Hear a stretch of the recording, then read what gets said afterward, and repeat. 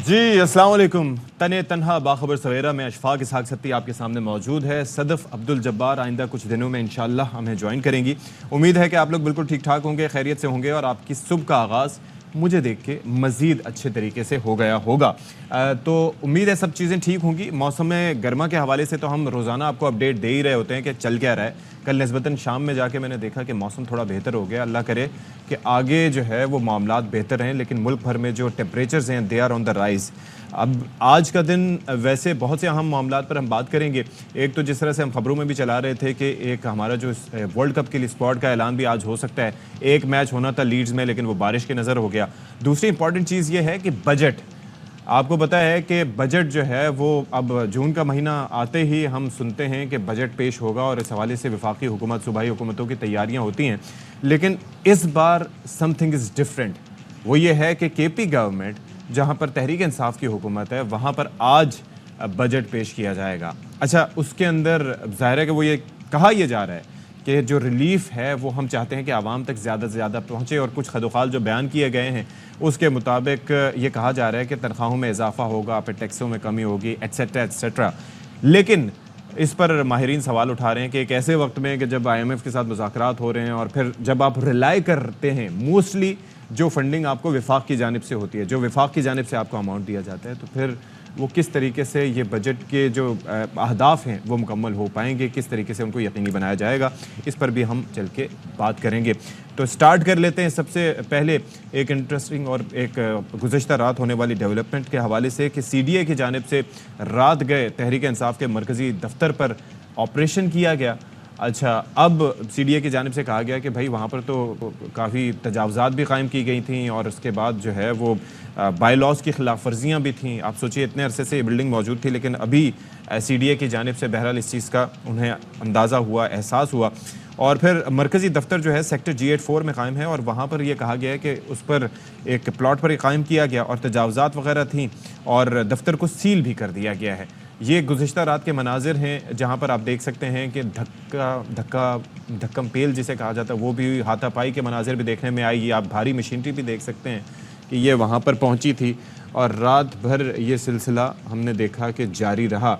ऐसे में कुछ तहरीक इंसाफ के कारकुनान को अरेस्ट भी किया गया और फिर अभी क्या सिचुएशन होगी, आगे का लाहेमल क्या होगा, ये बड़ा एक देखना होगा। उमर अयूब साहब ने ये जो कार्रवाई की गई इस पर क्या नुक्ता नज़र दिया, ये ज़रा पहले हम आपको दिखा देते हैं। हैसियत leader of the opposition assembly में इस चीज़ को हम लोग उठाएंगे और इन लोगों को, और जहाँ पे मेरा और यहाँ पे मेरे चेयरमैन बैरिस्टर गौहर साहब का इस्तकाक यहाँ पे मजरू हुआ है, जो यहाँ पे इनके स्टाफ के लोग आज आए थे, इंशाअल्लाह ताला प्रिविलेजेस कमेटी में वहाँ पे इनको तलब करेंगे, IG इस्लामाबाद को वहाँ पे तलब करेंगे, क्योंकि जिस वक्त मैंने यहाँ पे पुलिस वालों को और CDA के मुलाजमीन को कन्फ्रंट किया वो यहाँ से भाग पड़े।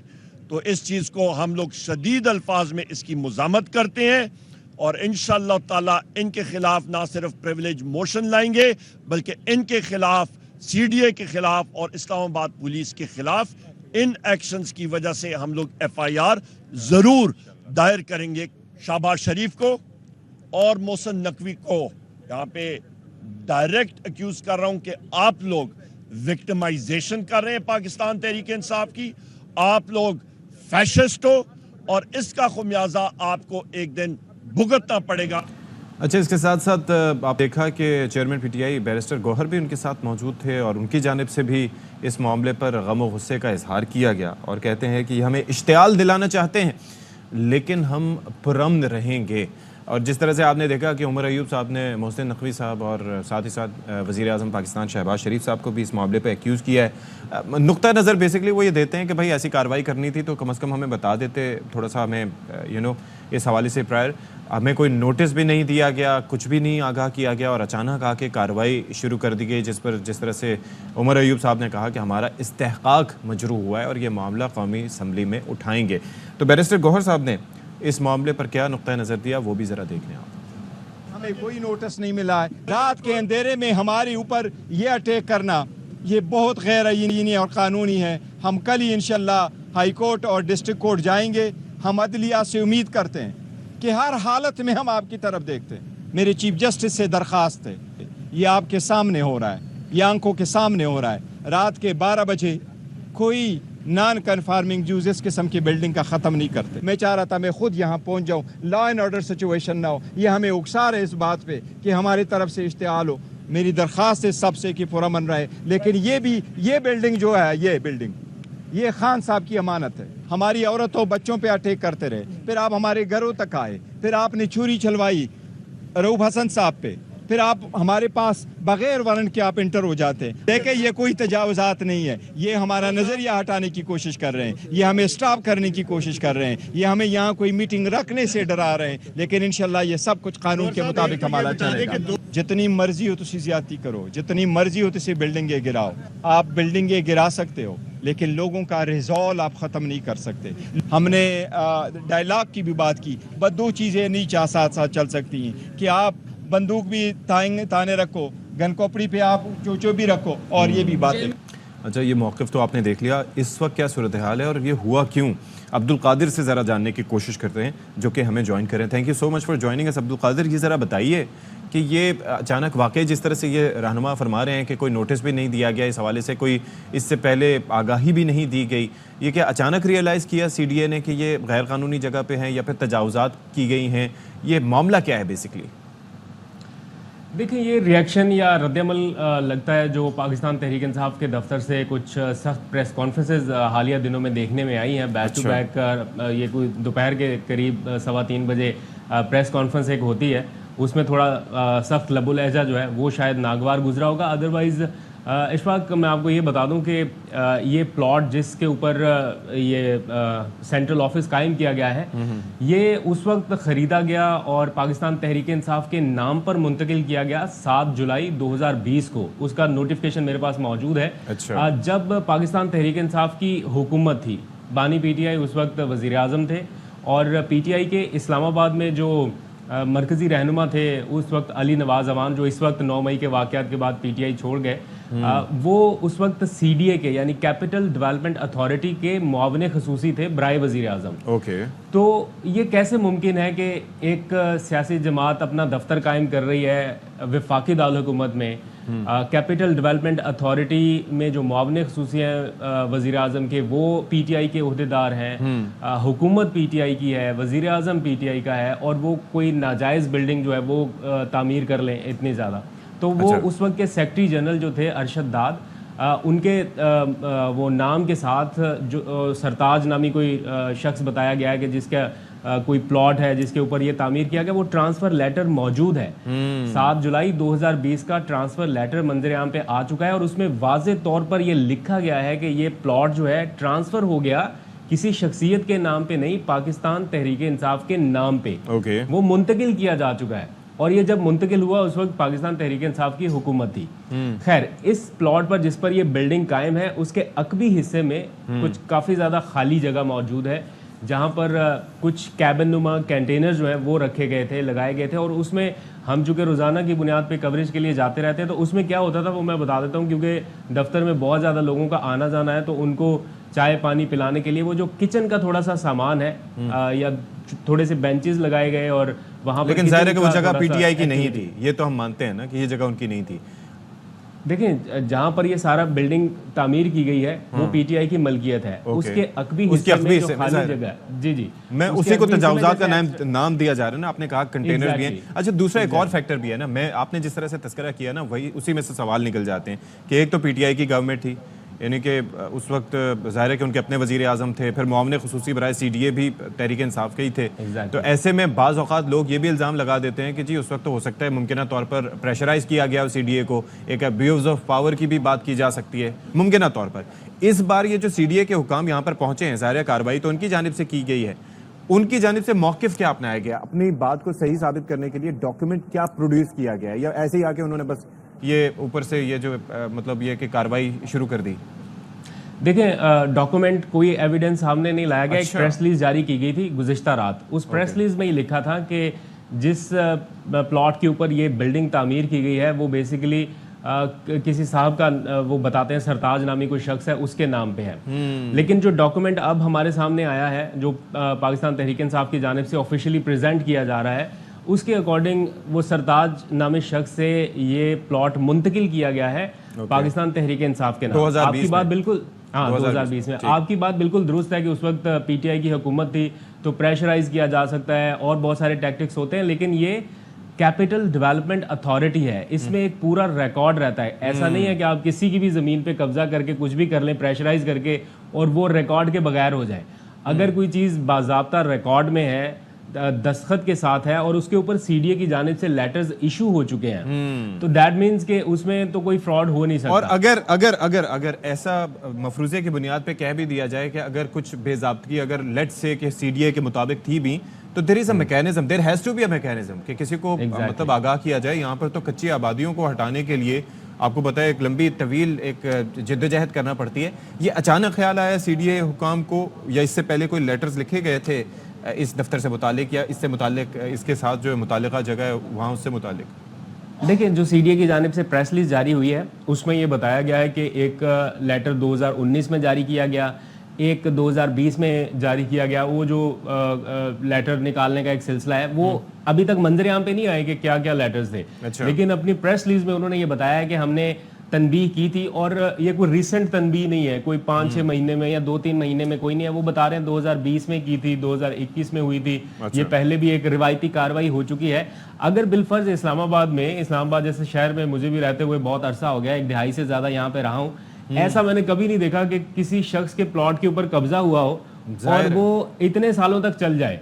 यहाँ सीडीए में रिकॉर्ड के साथ एक एक प्लॉट, एक एक चीज, एक एक इंच जो है वो सीडीए के रिकॉर्ड में है। और अगर आप किसी की जमीन पे कब्जा करें वो तो फौरन से अदालत में चैलेंज हो जाएगा। चले अगर एक और चीज भी है ना कि अगर चले वैसे खामोश रहे तो 2022 के बाद, अप्रैल के बाद फिर भी बोल सकते थे जिनकी जमीन पे कब्जा था। अच्छा, दूसरा ये है कि अब पीटीआई के पास ऑप्शंस क्या हैं? जाहिर है कि लीगली इस मामले को वो देख रहे होंगे, क्या सोचा है उन्होंने? कौमी असम्बली में जाने का तो कह दिया कि जी हमारा इस्तेहकाक मजरू हुआ है, लेकिन उससे हटके मजीद क्या करेंगे? ये कल रात उनसे पूछा था बैरिस्टर गौहर से भी, उमर अयूब से भी, कि अब अगला लाहेअमल क्या होगा। तो उन्होंने कहा हम कानून के मुताबिक इसको चैलेंज करेंगे अदालत में, इसको डीसील कराने के लिए जो अदालत का दरवाजा खटखटाएंगे और जो भी करेंगे कानून और आइन के दायरे में रह के करेंगे। उस बिल्डिंग के बिल्कुल पास ही एक मस्जिद है। हमने उनसे पूछा कि आपकी जो पॉलिटिकल एक्टिविटीज़ हैं वो कहाँ पे आप करेंगे जब तक ये डीसील नहीं होता। तो बैरिस्टर गौहर ने बोला कि अब हम मस्जिद में अगर हमें जाना पड़े तो वो भी कर लेंगे। अच्छा, एक दिलचस्प बात बताता हूँ, जब ये सारे लोग वहां से रवाना होने लगे और लेकिन कारकुनान आते रहे वहां पे, तो हमने देखा कि जिस पोल के ऊपर पाकिस्तान तहरीक इंसाफ का और पाकिस्तान का परचम लगाया गया था, वो जब गिरा दिया तजावुजात के नाम पे, तो वो परचम वहां से निकाल लिए गए कि उनकी बेहुरमती ना हो। लेकिन कारकुनान ने फिर पार्टी से कहीं से वो पुराना एक परचम अपना निकाला और उन्होंने फिर उसको बांधना शुरू किया। अच्छा। और रात 3 बजे तक उन्होंने वो पार्टी का जो परचम था वो वापस वहां पे पोल के साथ रस्सियों के साथ आर्जी तौर पे बांध दिया। और बड़े जज्बाती मनाजर वहां पे नजर आए, काफी नारेबाजी करते रहे लोग कि इस पार्टी के परचम को हम इस तरह गिरने नहीं देंगे। तो अब देखते हैं, आज के दिन इसको चैलेंज कर दिया जाएगा और होपफुली कि जल्द इसका कोई नतीजा। Let's see what happens. Thank you so much Abdul Qadir for updating us. अच्छा जी, अब से कुछ दिन पहले की ये खबर थी कि सहाफ़ी हैं जिनका ताल्लुक मीरपुर माथेलो से, नसरुल्लाह गडानी, वो ज़ख्मी हुए थे, फिर उनको एयरलिफ्ट करके कराची लाया गया था। लेकिन और फिर उसके बाद पहले रहीम यार खान में जो शेख ज़ायद हॉस्पिटल है वहाँ पर ज़ेर इलाज थे, फिर यहाँ पर कराची के निजी हॉस्पिटल उन्हें मुंतकिल किया गया। और लेकिन उसके बावजूद अब आज की खबर ये है, अब से कुछ देर पहले की, कि वो सरवाइव नहीं कर पाए, वो कराची में चल बसे हैं। और इस हवाले से जो सहाफ़ती तंजीमें हैं उनकी जानिब से काफ़ी गम व गुस्से का इजहार किया जा रहा है। आमिर चन्ना हमारे नुमाइंदे हमारे साथ मौजूद हैं, उनसे मज़ीद इस मुतालिक जानते हैं। बताइएगा आमिर चन्ना। जी बिल्कुल, ये हमारी खुदकी के सहाफ़ी नसरुल्लाह गडानी जो कि कराची की निजी अस्पताल में ज़िंदगी की बाजी हार गए हैं। नसरुल्लाह गडानी को 3 रोज़ कबल अपने शहर मीरपुर माथेलो में घर से प्रेस क्लब जाते हुए नामालूम मुल्ज़मान ने गोलियां मारकर उन्हें जख्मी कर दिया था, जिन्हें तबी इमदाद के बाद रहीम यार खान अस्पताल मुंतकिल किया गया था, जहाँ से वो जो उनको कराची अस्पताल मुंतकिल किया गया, जहाँ पर आज सुबह वो जानवर नहीं हो सके। अच्छा। और उनका इंतकाल हो गया है। जख्मी साहबी को 3 गोलियां लगी हुई थी, जिनसे उनकी हालत इंतहाई शदीद थी। नसरुल्लाह कटनी को जो है गुज़श्ता रोज एयर एम्बुलेंस के जरिए कराची शिफ्ट किया गया था। आज उनकी मैयत एम्बुलेंस के जरिए जो है वो वापस अपने आबाई गांव लाई जा रही है, जबकि इस वाक़े के बाद सहाफ़ियों में इंतहाई शदीद गम व गुस्से की लहर दौड़ गई है, जबकि ज़िला भर से मुख्तलिफ शहरों से सिंध के मुख्तलिफ शहरों से सहाफ़ी जो है वो मीरपुर माथे लोग पहुँचना शुरू हो गए हैं, जहाँ पर एहतजाज भी किया जा रहा है। दूसरी जानिब Pakistan federal union of journalist की जानिब से भी भरपूर एहतजाज की कॉल दी गई है। अच्छा। और इस सिलसिले में जो SSP। ठीक है, बहुत शुक्रिया आपका आमिर चन्ना, आपने हमें तफसीलात से आगाह किया। अच्छा, इससे पहले जब हम बात कर रहे थे ये CDA का जो ऑपरेशन था उसके बाद जो स्टेटमेंट्स थे वो तो आपने देख ली, लेकिन इससे पहले ये समझा जा रहा था और ये कहा जा रहा था कि सियासी माहौल अब साजगार हो रहा है और ये एक मुज़ाकरात के लिए जो राह हमवार हो रही थी उससे मुतालिक भी काफ़ी बयानात सामने आ रहे थे। तो ये चेयरमैन PTI हैं बैरिस्टर गौहर, ये कहते हैं कि अब सीज़ फायर किया जाए, हमारे लिए, हमारी जानिब से सबके लिए आम माफ़ी है। और फिर उन्होंने मीडिया से गुफ्तगू में मज़ीद ये भी कहा कि ये जो क्लैश ऑफ द टाइटन्स का एक इम्प्रेशन है उसे ख़त्म होना चाहिए और मुल्क और कौम के लिए सीज़ फायर किया जाए। तो खत्म करें, ये सीज फायर करें। ये तो हमारे साथ हो रही है, इसको कहते हैं आम माफी हमारे तरफ से। हम ये नहीं कहते, हम किसी से इंतकाम नहीं लेना चाहते। खान साहब ने कहा मैं बात भी करना चाहता हूँ, तो मुल्क की खातिर, कानून की खातिर, इस मुल्क की इकानमी की खातिर, इस मुल्क की आइन की बालादस्ती लाने की खातिर हम कर रहे हैं। अच्छा, अब सिचुएशन ये है कि इस वक्त पीपल्स पार्टी के जो कुछ इख्तलाफात हैं वो दिखाई दे रहे हैं मरकज़ी हुकूमत से, और उनका ये भी कहना है कि पीपल्स पार्टी का कि वो हितक इज़्ज़त बिल का हिस्सा नहीं है और नून लीग की हुकूमत ने उन्हें एतमाद में इस मामले से मुताल्लिक नहीं लिया। अच्छा, फिर ये साथ ही ये भी कहा गया कि ये जो बिल है ये आज़ादी इज़हार राय पर कदगन है, और यही नहीं कि PIA के निजकारी के मामले पर पीपल्स पार्टी के तहफ़्फ़ुज़ात हैं, और फिर ये पीपल्स पार्टी इस मामले में इससे मुताल्लिक ये मौक़िफ़ रखती है कि PIA को पब्लिक प्राइवेट पार्टनरशिप के तहत ठीक किया जा सकता है, ये इदारा मुनाफा बख्श हो सकता है। तो इस पर ज़रा बात कर लेते हैं। हमारे साथ मौजूद हैं पीपल्स पार्टी पंजाब के सीनियर रहनुमा Hasan Murtaza sahab. Thank you so much for joining us Hasan Murtaza sahab, and a very good morning to you. तो पहले ज़रा बात कर लेते हैं जो स्टेटमेंट्स सामने आए थे। एक तो CDA वाला जो सिलसिला हुआ, ऑपरेशन हुआ, उसके बाद तो बयानात हमने देखे कि कुछ उसके अंदर सख्ती दिखाई दी, लेकिन जिस तरीके से बैरिस्टर गौहर की जानिब से कहा गया है कि मुल्क और कौम की खातिर सीज़ फायर किया जाए और हमारी तरफ से सबके लिए, यानी कि उन्होंने अपनी तरफ से आम माफ़ी का एक ऐलान भी किया है, आप क्या इस पर नुक्ता नज़र रखते हैं?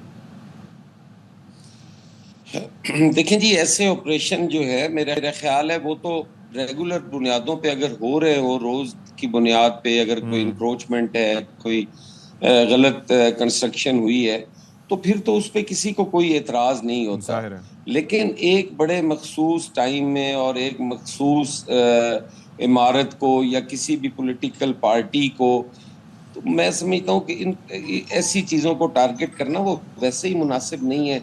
और फिर जो हमारे मुल्क के अंदर अदम इस्तेहकाम है, सियासी अदम इस्तेहकाम है, उससे तो ये बढ़ेगा और मुनासिब नहीं। मैं तो समझता हूँ कि ये चीज़ें, ये वक्त नहीं था इन चीज़ों के लिए। हमें तो सबको साथ लेके चलने का टाइम है। यानी कि आपका भी मौक़िफ़ और आपकी पार्टी का ये मौक़िफ़ है कि इसकी टाइमिंग जो है हमने वो ठीक नहीं थी, ये लेने हैं। जी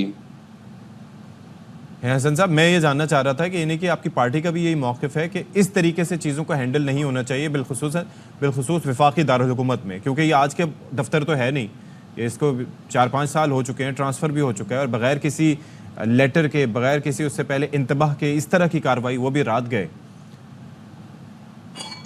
यकीनन जी, मेरी पार्टी तो हमेशा जो है उसने कोशिश की है कि सबको साथ लेके चला जाए, और चीज़ों को आइन और कानून के मुताबिक चलाएंगे तो फिर ही वो सारी चल सकेंगी।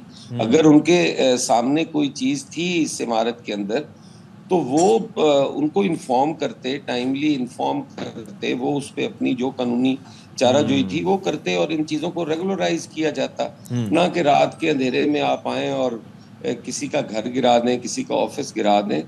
वो मुनासिब तरीका कार नहीं है। बेशक उनका अमल जायज़ ही हो, लेकिन उनका तरीका कार जो है वो मेरा नहीं ख्याल कि किसी सूरत भी काबिल बर्दाश्त है।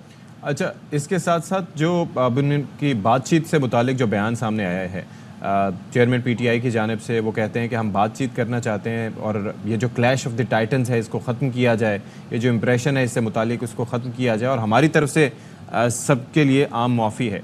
तो आप समझते हैं कि ये उनको भी एक पैगाम मिला है कि वो आगे ये पैगाम दें और कुछ बेहतरी की उम्मीद की जा सकती है आगे? देखिए, ये दोनों अतराफ से अब जो लफ्जों का चुनाव है वो तो बेहतर होना चाहिए। आम माफी किस चीज की आम माफी दे रहे हैं? Precisely. अगर कोई सरकारी मुलाजिम, कोई सरकारी अफसर कोई अपनी ड्यूटी सर अंजाम देता है तो उसको ये इन अल्फाज से कि हम आम माफी करते हैं, आप आम माफी ना करें। आपने किसको आम माफी की है आज तक? आपने अपने पिछले 4 साल हुकूमत के अंदर किसको आम माफी की है? ना आपने चादर चारदीवारी का तकद्दुस बहाल रखा है, ना आपने कभी किसी की पगड़ी को महफूज रखा है। आप गालम गलोच और ये धमकियां, ओए आईजी, ओए डीआईजी, ओए चीफ सेक्रेटरी, ये जबान आप इस्तेमाल करते रहे। अब आम माफी किसको आप दे रहे हैं? आम माफी हम सारे पाकिस्तानी हैं, आइन और कानून के और हसन साहब, दूसरी चीज ये है जो है, चाहे वो छोटे से छोटा है चाहे बड़े से बड़ा है, वो आइन और कानून के ताबे है और उसके सामने वो उसकी जो हैसियत है वो एक जैसी है। कोई कौन किसी को माफी देने वाला होता है? आप ना दें माफी अगर किसी को नहीं देनी, लेकिन ये अंदाज नहीं है। जब तक आप अपने रवैये दुरुस्त नहीं करेंगे हम दुरुस्त सिमत पे नहीं जा सकते। ठीक है। अच्छा, अब ज़रा एक और चीज़ भी है कि एक तो ये वाक़या हो गया ना आम माफ़ी, और अगर पहले ये बात की जाती तो फिर उसका एक थोड़ा सा इम्प्रेशन अलग होता, लेकिन ये जो 9 मई के वाक़यात बीच में हो गए थे उसके बाद से ये आम माफ़ी का पीटीआई की जानिब से ऐलान करना ये थोड़ा सा एक अचंभे की बात है। नहीं, उनके लिए ये अचंभा कोई नहीं है। वो बड़े बड़े लोग हैं वहाँ पे इकट्ठे हुए और वो फैसला करते हैं बैठ के, और शायद उन्होंने यही मुनासिब समझा हो। और यही 9 मई जो है उस पे तो खुद माफियाँ मांगते रहे हैं सारे, तमाम ने, चेयरमैन तहरीक इंसाफ से लेके एक आम कारकुन तक, सब ने उस वाक़े की मजम्मत की है, सब ने उस वाक़े पे माफ़ी मांगी है। और अब कोई थोड़ी सी बेहतरी आना शुरू हुई है, कोई सियासी इस्तेहकाम पैदा होना शुरू हुआ है, कोई अदालतों से लोगों को रिलीफ मिलना शुरू हुआ है, कोई इदारों की तरफ से थोड़ी सी ढील और डील वाली तबीयत बनने जा रही है, कोई थोड़ा सा इस चीज़ पे अमल मेरा ख्याल है होना शुरू हो गया है कि मैं तो बात फलां से करूँगा और फलां से करूँगा, मैं सियासतदानों से बात नहीं करूँगा, उसका कोई समर मिलना शुरू हो गया है। हाँ तो जी। साथ ही रवैये और तबीयत बदल गई है। अब आम माफियों पे उतर आए हैं। भाई, कोई हम आपसे माफ़ी नहीं मांगते। कोई भी पाकिस्तानी कौम जो आपके सियासी तौर पे आपके साथ इत्तफाक नहीं करते वो आपसे माफी के तलबगार नहीं है। आप ना माफ करें, ठीक है। आप जो अपना रवैया है आमराना वो बिल्कुल रखें, लेकिन खुदारा ये मुल्क सबका है, इसमें इस किस्म के जो अल्फाज हैं अच्छा, वो नहीं होने चाहिए। वो नहीं होने ये चाहिए। शहनशाहों को अच्छे लगते हैं। आपका दावा है कि आप जमहूरी लोग हैं, तो ये जमहूरी रवैये नहीं है। ऑल राइट जी, अब ज़रा मुझे ये बता दीजिए कि आप इस वक्त पीपल्स पार्टी कुछ कंसर्न्स रखती है जो फेडरल गवर्नमेंट है उससे, ख़ास तौर पर ये जो हितक इज़्ज़त बिल का मामला है, फिर पीआईए की प्राइवेटाइजेशन के हवाले से भी कुछ खदशात हैं पाकिस्तान पीपल्स पार्टी के, तो ये बेसिकली कंसर्न्स हैं क्या, और ये टॉप लेवल पर ये आगे कन्वे कर दिए गए हैं कि हमारे ये खदशात हैं? देखें जी, कुछ चीज़ें हैं जो पाकिस्तान पीपल्स पार्टी के नज़रिए में शामिल हैं, जिन पे पाकिस्तान पीपल्स पार्टी की बुनियाद रखी गई। कुछ चीज़ें हैं जो हमारे मैनिफेस्टो का हिस्सा है। तो इन सारी चीज़ों को मिलाकर पाकिस्तान पीपल्स पार्टी चलती है और बड़ी हमारा क्लियर उस पे स्टांस है कि हमने पीआईए की निजकारी के हवाले से हमेशा बात की है कि इदारे ख़त्म नहीं किए जाते, इदारे मजबूत किए जाते हैं, इदारों को बेहतर बनाया जाता है, उनमें इस्लाहत की जाती हैं। ये कौन सा तरीका है कि जो चीज़ आप देखें थोड़ी सी ख़राब हुई है उसको आप बेच के रख दें? हम औने पौने बेचते हैं, इतनी तो उस इदारे की मलकियत होती है, उसकी प्रॉपर्टीज़ होती हैं, जितने में हम उसको बेच के और एक साइड पे हो जाते हैं।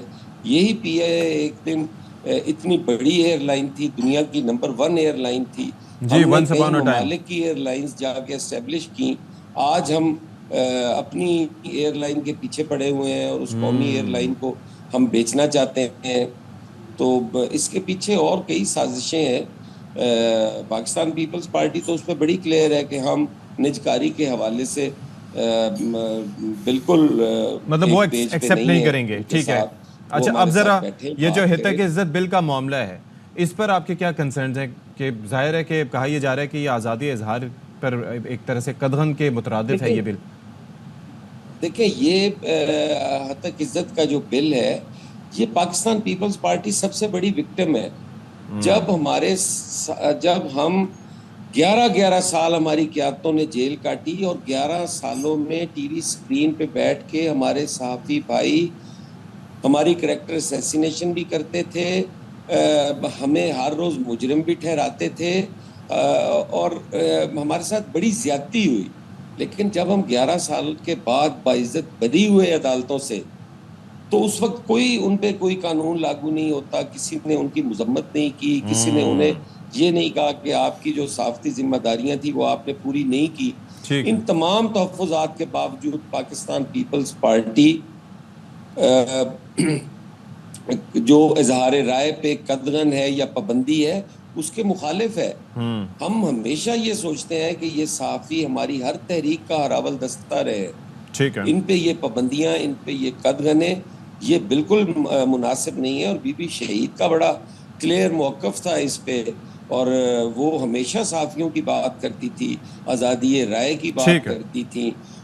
कभी पीपल्स पार्टी तो सोच भी नहीं सकती कि वो किसी वक्त भी इस बिल का हिस्सा बने। और आपने देखा होगा कि हम सूबाई असेंबली में इस बिल का हिस्सा नहीं थे, हमारी पार्टी हाउस में मौजूद नहीं थी। और ना ही किसी ने ये तकल्लुफ़ किया कि वो ऐसे मुतनाज़ा बिल जिस पे इत्तेहादी मुख्तलिफ ज़हन रखते हैं, उनको पहले एतमाद में लिया जाए। इतनी उजलत में पता नहीं ये फैसला क्यों किया गया है।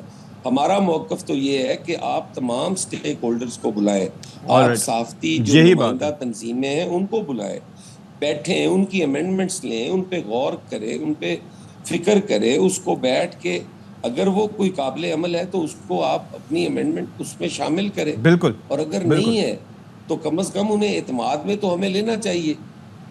ये चीजें हैं जो ठीक है, we got you Hasan Murtaza sahab. Pakistan Peoples Party का हिस्सा नहीं है। Thank you so much Hasan Murtaza sahab. और आपने गुफ्तगू की, और बिलाशुबा बात यह है कि जो स्टेक होल्डर्स हैं उनसे मुज़ाकरात होना बहुत ज़रूरी है, उनको बिठाना, बल्कि उनको ये जिम्मेदारी दी जाए कि आप किस तरह से चीज़ें मैनेज करें। तो बहुत संजीदा सियासी गुफ्तगू के बाद एक ब्रेक लेते हैं, ब्रेक के बाद हाजिर होंगे। Stay with us.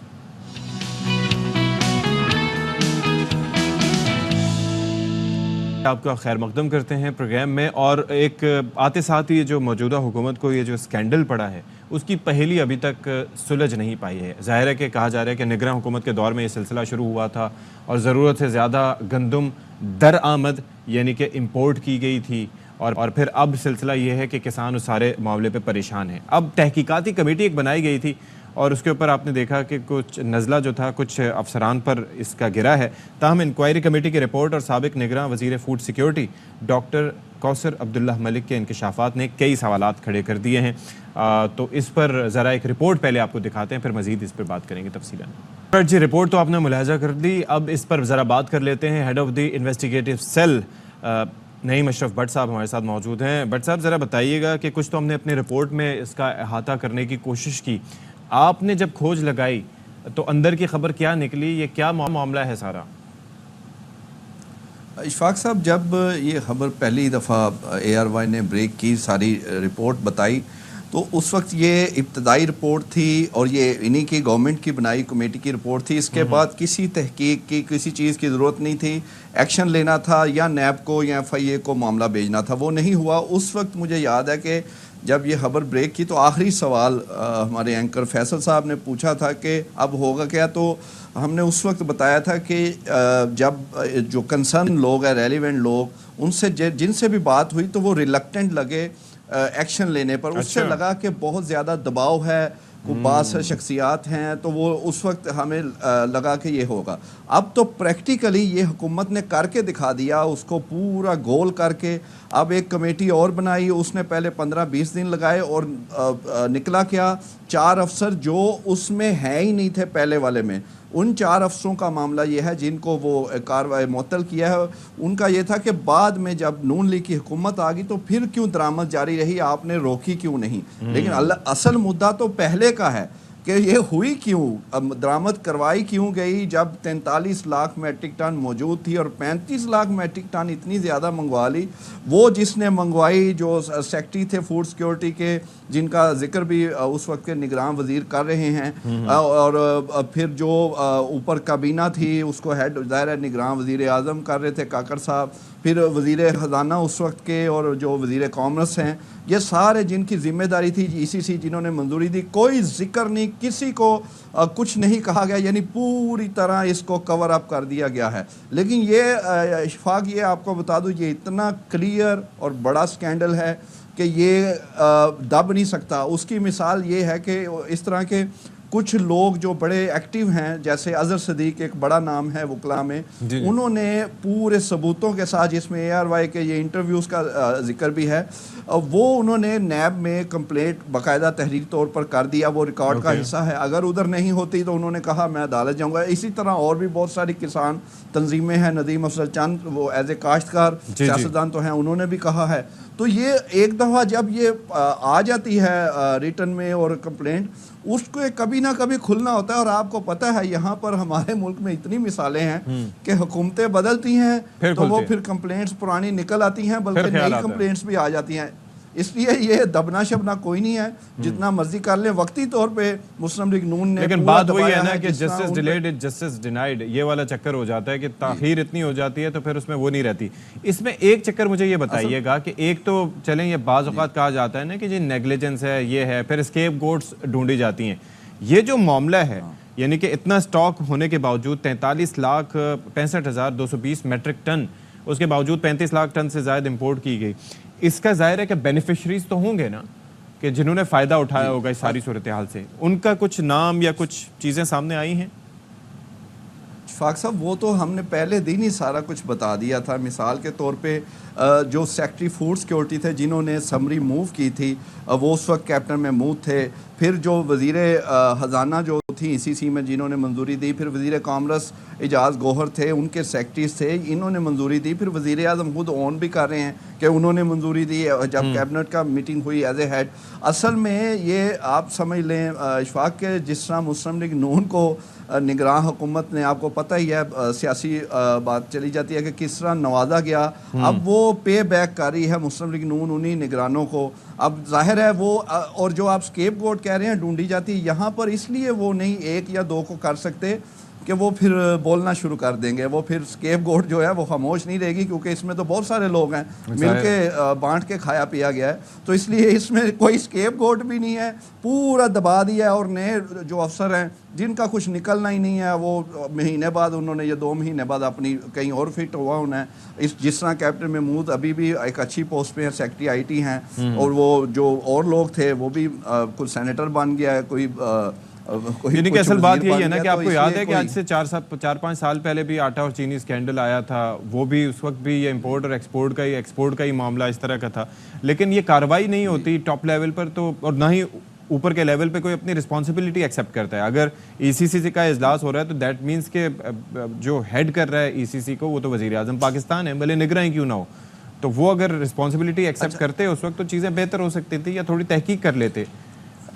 Don't you think? उसमें और इसमें इशफाक साहब एक फ़र्क है। वो जो शुगर स्कैंडल था, कम से कम उस वक्त जो वज़ीर आज़म थे खान साहब, उन्होंने एक कमेटी बनाई, उसकी रिपोर्ट आ गई, पब्लिक हो गई, और जो जहांगीर तरीन समेत बड़े बड़े नाम उसमें जिनका लिखा गया है वो इन्वॉल्व हैं। कुछ एक्शन भी हुआ, लेकिन वो एक्शन साबित क्या हुआ, वो पॉलिटिकल एक्शन था, यानी वो सियासी तौर पे जहांगीर तरीन और बाकियों को दबाने। हालांकि बड़ी ज़बरदस्त रिपोर्ट थी, अगर उस वक्त एक्शन हो जाता और वाकई ये गंदम स्कैंडल होता ही ना, तो ये जो सियासत और ये जो अपने अपने मतलब बीच में आते हैं, वो अब जैसे जो पहले कानून जो हद के इज्जत वाले हैं, ये पीटीआई गवर्नमेंट में आए, वो मरीम नवाज की बातें उस वक्त की आ रही हैं, फिर वो दूसरा अब पीटीआई उसके अगेंस्ट है। इसी तरह ये गंदम शुगर स्कैंडल, ये जब हुकूमत और अपोजिशन में होते हैं इनके मेयार बदल जाते हैं, यानी कि तो पैकिंग लिहाजा चेंज हो ये जाती फिर है, आप ये फरमा रहे हैं।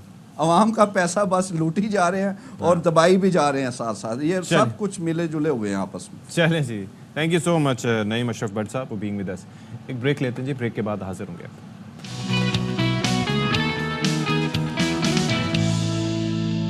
अच्छा जी, एक खबर आप तक पहुंचा रहे हैं यहाँ पर, जिसका अब्दुल कादिर पहले तस्करा भी कर चुके थे हमारे ही शो में कि पीटीआई दफ्तर प्लॉट ट्रांसफ़र की तफसीलात सामने आ गई हैं। वो क्या हैं अब्दुल कादिर, फिर से हमें ज़रा बताइएगा। देखिए, जिस प्लाट का तनाज़ा गुज़िश्ता रात से चल रहा है तहरीक इंसाफ के दफ्तर के हवाले से, अब उसके ट्रांसफर की तफसीलात सामने आई हैं और इस दस्तावेज के मुताबिक ये प्लॉट जो है वो 7 जुलाई 2020 को पाकिस्तान तहरीक इंसाफ के नाम मुंतकिल हो चुका था। सीडीए दस्तावेजात के मुताबिक ये प्लॉट सरताज नामी शख्स, जिसका सीडीए जिक्र भी कर रही है कि ये उस शख्स का है, सरताज का, लेकिन ये सरताज नामी शख्स से पीटीआई के नाम मुंतकिल हो चुका था। इसके लिए तमाम कानूनी कार्रवाई भी मुकम्मल की जा चुकी है और सीडीए का ये अपना लेटर है जो अपने दस्तावेजात है उनके मुताबिक, क्योंकि इसके ऊपर ये ट्रांसफर लेटर है और इस पर सीडीए हुकाम के दस्तखत भी मौजूद है। और जैसे मैंने आपको पहले शो में भी बताया था कि ये प्लॉट की मुंतकिली का अमल पीटीआई हुकूमत के दौरान ही हुआ था, तो इसके अब दस्तावेजात सामने आ चुके हैं। ठीक है, thank you so much Abdul Qadir. अच्छा जी, अब ज़रा हम एक ऐसी बीमारी का तस्करा करने जा रहे हैं जो इंसान के सोचने समझने, रद्द अमल देने और दुनिया को परसीव करने या देखने के अंदाज को शदीद मुतासिर करती है, और ये है शिज़ोफ्रेनिया की बीमारी। और आज वर्ल्ड शिज़ोफ्रेनिया डे है और इस हवाले से हम आज बात करना चाहेंगे, क्योंकि ज़ाहिर है कि इसको किसी भी बीमारी का इलाज उस वक्त मुमकिन है जब आप उसको समझ सकें, उसको अंडरस्टैंड कर सकें। और फिर होता ये है कि इसके अंदर ज़ाहिर है कि काफ़ी सारे मामलात जो हैं वो इंसान के मुतासर होते हैं, हकीकी और गैर हकीकी ज़िंदगी में फ़र्क करना भूल जाता है, हेलुसिनेशंस का मामला भी होता है। तो किस तरीके से ये इम्पैक्ट करते हैं, हमारे साथ मौजूद हैं इंचार्ज शोबा अमराज एहतियात जिना अस्पताल डॉक्टर चुनिल लाल साहब। Thank you so much for joining us sir, for coming here. ये जो स्किज़ोफ्रेनिया कहें, शिज़ोफ्रेनिया कहें, ये एक मोहलिक मर्ज़ है, लेकिन how do you diagnose that? Initial symptoms क्या होती हैं, कैसे आपको पता चलता है कि कुछ डिफरेंस है? जी, सबसे पहले तो मैं AR भाई का शुक्रगुजार हूँ कि उन्होंने मुझे इस मौके पे बात करने की अपॉर्चुनिटी दी। तो शिज़ोफ्रेनिया एक ऐसा मर्ज़ है जिसे हम नफ्सियाती अमराज में सबसे बड़ी बीमारी कहते हैं। और ये तकरीबन 1% लोगों को जो है ये मर्ज़ लाक हो सकता है वर्ल्ड वाइड 1% लोगों को। तो इस तरह अगर हम पाकिस्तान की बात करें तो तकरीबन पाकिस्तान की फ़र्ज़ करें अगर आबादी 20 करोड़ है तो इस वक्त हमारे पास तकरीबन 2 लाख ऐसे मरीज़ होंगे जो स्किज़ोफ्रेनिया से सफ़र कर रहे होंगे। तो इसकी जो अलामात हैं उसमें ये है कि एक तो ये बीमारी, जैसा कि आपने खुद बताया कि डिल्यूजन्स, हालुसिनेशंस, यानी कि ये सोचने समझने और परखने की सलाहियत को ख़राब कर देती है। इंसान रियलिटी से डिटेच हो जाता है, यानी कि अपनी रियल वर्ल्ड में नहीं रहता, अपनी एक इमेजिनेशन की ज़िंदगी में रहता है। और इसके अलावा यह है कि इस बीमारी का सबसे बड़ा अलमिया यह है कि उमूमन इस बीमारी में मरीज़ को खुद पता नहीं लगता कि वो जहनी तौर पे बीमार है और वो इसी वजह से किसी को दिखाने के लिए भी राज़ी नहीं होते तो और इलाज कराने के लिए भी राज़ी नहीं होते। हमारे यहाँ तो आज तक ये टैबू है ना कि कोई किसी को नफ्सियाती इलाज का अगर आप मशवरा दे दें या काउंसलिंग की बात करते हैं, साइंस क्या है इनिशियली? अगर कोई शख्स, क्योंकि ज़ाहिर है कि एक सिवियरिटी के लेवल्स होते होंगे ना, इनिशियल साइंस क्या है? देखिए, स्किज़ोफ्रेनिया को हम ब्रॉडली 2 हिस्सों में डिवाइड करते हैं, पॉजिटिव सिम्टम स्किज़ोफ्रेनिया और negative symptom schizophrenia. Positive symptoms वो हैं जो कि नॉर्मली एक बंदे में नहीं होने चाहिए लेकिन उसमें एडिड हो गए, उसमें जमा हो गए। मिसाल के तौर जैसे कि उसमें जो है हालुसिनेशंस, डिल्यूजन्स नहीं होने चाहिए, यानी कि एक ऐसे यकीन, फर्जी बातें जिन पे वो पूरा यकीन कर लेते हैं, या ऐसी चीज़ें जो कि रियल में नहीं होती लेकिन उन्हें दिखाई देना शुरू हो जाती हैं या सुनाई देना शुरू हो जाती हैं, जिसे हालुसिनेशंस कहते हैं। यानी कि उसमें उन्हें कानों में आवाज़ें आना या शक्लें दिखाई देना या लगना कि लोग खिलाफ हैं, कोई साजिश कर रहे हैं, नुकसान देना चाहते हैं, मारना चाहते हैं। तो ये पॉजिटिव डिल्यूजन है। जी, वो इस पे यकीन रखते हैं, हालांकि वो चीज़ें होती नहीं हैं, लेकिन और उनको ये भी लगता है कि लोग उनके बारे में बातें कर रहे हैं और 2 लोग आपस में बातें करें तो उन्हें शक व शुबहात शुरू हो जाते हैं कि कहीं कोई साजिश हो रही है। तो ये पॉजिटिव सिम्टम्स हैं।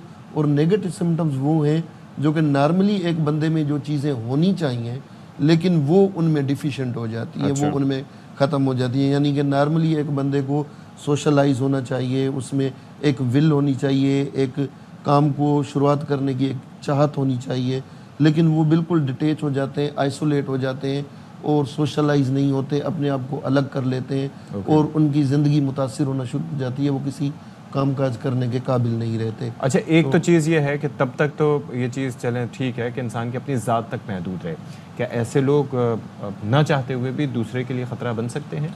देखिए, ये हमारे माशरे में एक बड़ा टैबू है या एक स्टिग्माटाइज ये चीज़ें हैं कि इस तरह के मरीज़ जो है ना वो बड़े ख़तरनाक होते हैं। लेकिन ये देखा गया है कि जो साइकोसिस में या स्किज़ोफ्रेनिया में होते हैं जो पेशेंट्स, सिर्फ 5 से 7% मरीज़ ऐसे होते हैं जो अपने लिए या दूसरे के लिए नुकसानदेह साबित हो सकते हैं। लेकिन जो 93 से 95% मरीज़ ऐसे होते हैं जिन बेचारों को खुद केयर की ज़रूरत होती है, उनको इलाज की ज़रूरत होती है, उनको सपोर्ट करने की ज़रूरत होती है। असल में मामला पता है क्या है डॉक्टर साहब? चक्कर ये है कि आप भी पेशेंट्स को देखते होंगे, हमारे यहाँ कोई आइडियल सिनेरियो नहीं है, हर शख्स परेशान है, मसाइल का मसाइब का शिकार है, प्लस फाइनेंशियल इंस्टेबिलिटी भी है, घरेलू मामलात भी अलग हैं, लोड शेडिंग, बाहर आप देख लें नौमान की सूरत हाल, तो वो जो अंडरस्टैंडिंग का फैक्टर है वो रह ही नहीं गया कि किसी को समझा जाए। वो उसको मूड से ताबीर कर सकते हैं कि इसका तो इसका तो दिमाग ही ख़राब है, या ये है ही ऐसा, या इसको ऐसा होता है, बजाय इसके कि उसको अंडरस्टैंड करें because of their own reasons. तो कैसे इसको फिर ये काबिल इलाज है ये चीज़? ये बिल्कुल, स्किज़ोफ्रेनिया बिल्कुल काबिल इलाज है और इसका रेशो ये देखा गया है कि 30% मरीज़ अगर जल्दी आ जाए और उनको पीरों फ़कीरों या बाबाओं के चक्करों से अगर बचाया जाए और क्वालिफाइड साइकेट्रिस्ट के पास उनका ट्रीटमेंट हो, 30% मरीज़ बिल्कुल ठीक हो जाते हैं। 30 से 40% मरीज़ मेडिसिन के ज़रिए ठीक रहते हैं और इस हद तक रहते हैं कि अपनी ज़िंदगी को बेहतर कर सके। और बाकी जो 30% मरीज़ होते हैं उन्हें लॉन्ग टर्म रिहेबिलिटेशन की ज़रूरत पड़ती है और वो आगे जो है किसी जगह पे एडमिशन की या मेडिकेशंस लाइफ लॉन्ग चलाने की ज़रूरत पड़ती है। ऑल राइट जी, thank you so much doctor Chuni Lal साहब, आपने मुख्तसर से वक्त में बड़ी मुफीद गुफ्तगू की और आई एम श्योर कि इससे लोगों को काफ़ी फ़ायदा होगा। फर्दर भी हम इस पर बात करने की कोशिश करेंगे। एक ब्रेक लेते हैं जी, ब्रेक के बाद हाजिर होंगे। Stay with us.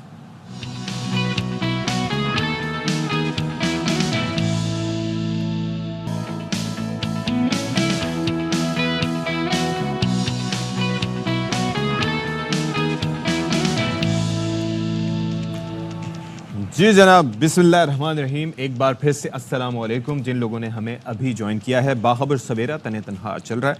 आप बताइए कैसे हैं आप लोग? ठीक ठाक हैं, खैरियत से हैं? और एक जो इंटरेस्टिंग खबर थी वो ये है कि T20 वर्ल्ड कप के लिए स्क्वाड का ऐलान आज होगा। अच्छा, कोई सरप्राइज़ एंट्री नहीं होगी, कुछ जो प्लेयर्स के नाम हैं वो बता दिए गए हैं कि जो जाहिर है कि इस हवाले से चीज़ें मैनेज की जाएंगी। लेकिन आई होप सो कि जो पेपर पर हमारा स्क्वाड है वो ज़ाहिर है कि वर्ल्ड कप में जब शुरू हो तो वहाँ पर जाके परफॉर्म भी कर सके, क्योंकि बड़ी एक्सपेक्टेशंस है, बड़ी तवक्कुआत हैं एंड वी एंटिसिपेट कि चीज़ें जो हैं वो पाकिस्तानी टीम के लिए बेहतर हों, क्योंकि वैसे ही पाकिस्तानी आवाम परेशान हैं, 10 तरह के मसाइल यहाँ पर हैं, इकॉनमी को लेके और बाकी चीज़ों को लेके। तो ऐसे में खेल एक ऐसी चीज़ है जो कि हमें एस्केप फराहम करती है, भले हम देखें ही। तो इस तरीके से ये चीज़ें काफ़ी मैनेज करना अब बहुत ज़रूरी है। बाकी इसके साथ साथ हम थोड़ा सा मौसम के हवाले से भी बात करेंगे, क्योंकि मौसम जो है वो इस वक्त बड़ा अनबेरेबल इस तरह से होता जा रहा है कि गर्मी वगैरह जो है वो काफ़ी ज़्यादा है। और दूसरा ये है कि काफ़ी इससे मुताल्लिक परेशानी है मौसम को लेकर, लेकिन इससे मुताल्लिक भी बात करेंगे। लेकिन एक ख़बर पहले, सबसे पहले शुरुआत में आप तक पहुँचा दें, और वो ख़बर जो है वो ये है कि यहाँ पर जो बड़ी इंटरेस्टिंग ख़बर है वो ये है कि ये पंजाब हुकूमत ने खुसूसी अदालतों में जजेस तैनाती का नोटिफिकेशन जारी कर दिया है। एडवोकेट जनरल पंजाब खालिद इसाक ने नोटिफिकेशन लाहौर हाई कोर्ट में पेश कर दिया और इस में कहा गया है कि पंजाब की 6 इंसदाद दहशतगर्दी की खुसूसी अदालतों में जजेस का तकर्रुर किया गया है। 2 एंटी करप्शन, एक जज की तकर्रुरी सर्विस ट्रिब्यूनल और कंज्यूमर कोर्ट में की गई है। और वज़ीर आला पंजाब के ज़ेर सदारत इजलास में जजेस के तकर्रुर की मंजूरी दी गई है। और इसके साथ साथ लाहौर हाई कोर्ट में खुसूसी अदालतों में जजेस की अदम तैनातियों के केस की समाअत हुई और पंजाब हुकूमत ने अदालती हुक्म पर अमल दरामद करते हुए खुसूसी अदालतों में जजेस तैनात कर दिए हैं। इस हवाले से डेडलाइन, आपको जिस तरह से हम पहले भी बता रहे थे कि डेडलाइन दी गई थी, आज वज़ीर आला पंजाब को बसूरत दीगर पेश होने के लिए कहा गया था, लेकिन उससे पहले ही ये आप देख लें कि ये तैनातियाँ हो चुकी हैं। और फिर साथ ही साथ एक और चीज़ ये भी है कि पंजाब हुकूमत ने तो अमल दरामद कर दिया, लेकिन वफाकी अदालतों में जजेस तैनाती के लिए वफाकी हुकूमत को ये मोहलत दे दी गई है।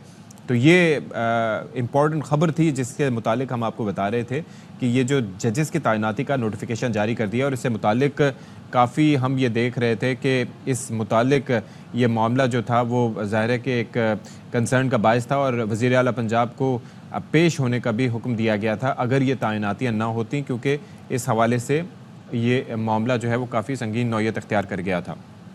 अच्छा जी, अब ज़रा गुज़िश्ता रोज़, ये जो गुज़िश्ता रात बल्कि मैं कहूँगा कि जो CDA की जानिब से ऑपरेशन किया गया PTI के दफ्तर पर, उससे मुताल्लिक ये ख़बर सामने आई है कि PTI रहनुमा आमिर मुग़ल को हिरासत में लिया गया था, कारकुनान को भी अरेस्ट किया गया था, और ऐसे में उनके ख़िलाफ़ इंसदाद दहशतगर्दी एक्ट के तहत मुकदमा दर्ज कर लिया गया है, और कराची कंपनी में मजिस्ट्रेट सज्जाद की मुद्दईयत में मुकदमा दर्ज किया गया।